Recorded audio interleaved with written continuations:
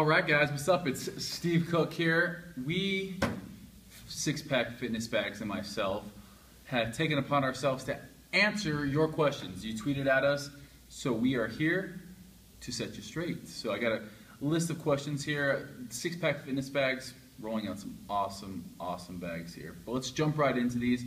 First question, directed at me from Austin0983 says, he asked, what's the most important thing competitors need to remember when it comes to posing? This is right up my alley because I actually love the posing part of men's physique. It's up there. You get a chance to show off what you know, what you've been practicing, and who you are. It's your personality, so you might as well let it shine through. The one thing I always tell people is you have to practice. Practice in front of the mirror, practice in front of a video camera, practice with your eyes closed, and then open them and look in the mirror and see which angle your bodies are looking good from. Do it in your sleep.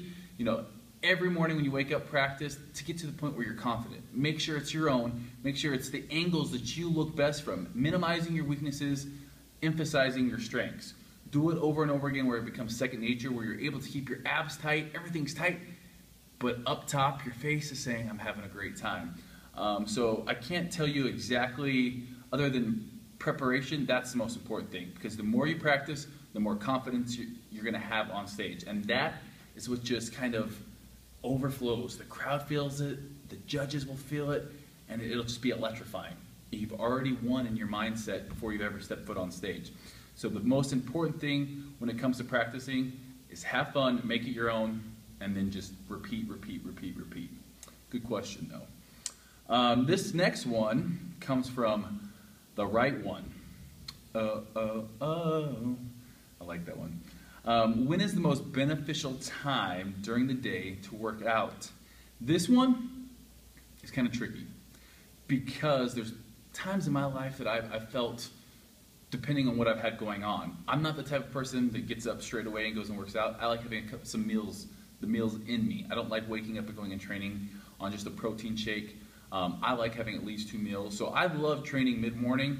If that can't be done, any time of the day. I tell people though, if you're one of those people that hate working out, do it before, because self-control is like a muscle. The more you work it out, the weaker it's gonna get. So get it in there, get it out of the way. It's really easy to blow off your workout after a long day of work. You gotta go pick up the kids, you gotta go, hang out with the girlfriend. If it's easy to say no later on in the day, go work out. So really, the right time is whenever the best time is, and only you can decide that for yourself. But I usually like to get it out of the way with. I do like to get a meal or two in me first, though. Next one. Kim Harold Plattner asks, what's your current supplement stack? Currently, I am reducing my body fat, trying to keep as much muscle as possible. My supplement stack really doesn't change throughout the year. I might go off of supplements altogether during the month of December just because I like to take a break. Right now though, I'm sticking to pretty much the basics, and then I added a couple things to help me reduce body fat. So the things that I like to take when I'm leaning out, make sure I get my CLA and my fish oil. I then add L-carnitine. I always take my creatine. I like how it volumizes the muscle. These are all Optimum Nutrition products that I take.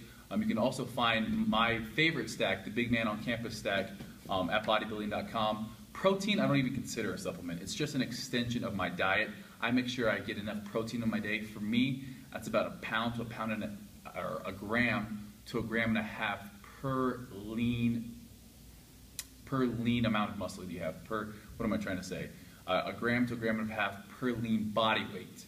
So if you weigh 200 pounds, lean body weight, you need at least 200 grams of protein, maybe up to 250. Right now, because I'm minimizing my carbs, making sure I'm trying to retain as much muscle as possible, I'm at about 270. My lean body mass is about 210 pounds. Ant Manos 10 asks, what are your favorite ab exercises to perform and how often? This is a good question. It's kind of a tricky one. Most people think they can spot reduce their abdominal fat.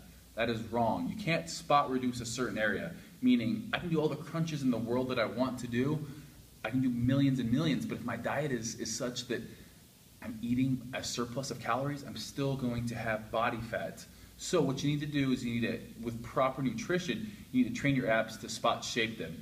Everyone's body is going to lose fat at a disproportional rate at different body parts. Females usually tend to hold on to a little bit more body fat in their legs and their butts.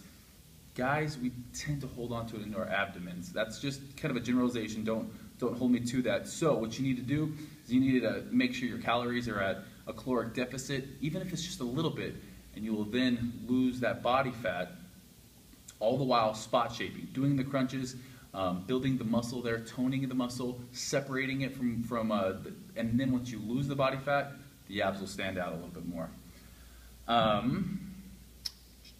Bonus answer. So this one, we wanted to give you all those college kids out there going back to school looking for six-pack fitness bags. This is a really good question. Andy Sanchez 3 asked, I was wondering if any of your bags were suitable for a college student to carry school supplies and meals. Which backpack would you recommend? I just happen to have the one I recommend right here on hand. It's the Pursuit. It comes in the 3 mil or the 5 mil carrier. And the reason why this one's really good for college kids is because you can put books in it, you can put school supplies, laptops, all those things you want to take with you, and your meals.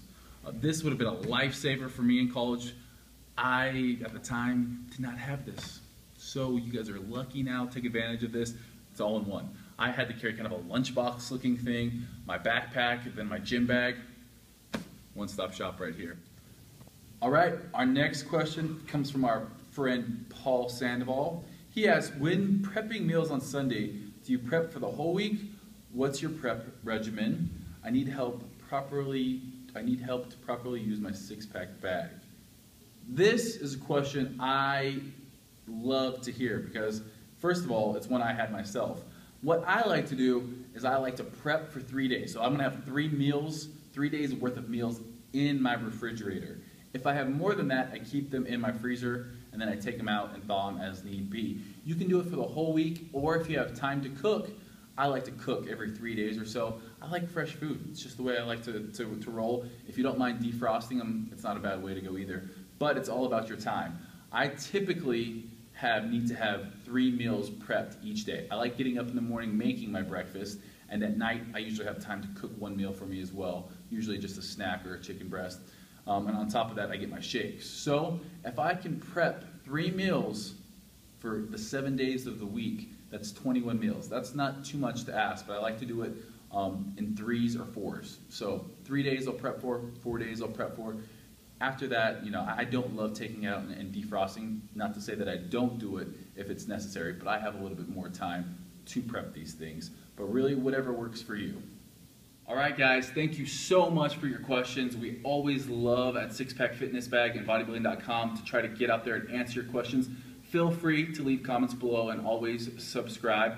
We'll be back next time to answer more of your questions. Until then, travel fit.